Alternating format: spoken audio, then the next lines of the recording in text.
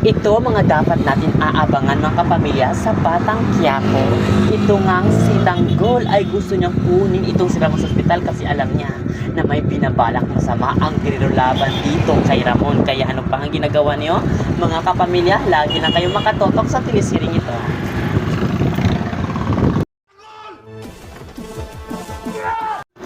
Dito na ba talaga matatapos ang buhay ni Rigor na alam naman natin na talagang nagtitimpi lang ito si Tanggol pero gusto na niyang patayin itong si Rigor kasi nga napakasama na talaga niya. Wala na siyang awa na pinagbabaril nga itong si Ramon. Kaya naman ngayon, sino kaya ang magwawagi sa laban na ito? Kung si Rigor nga ba o si Tanggol?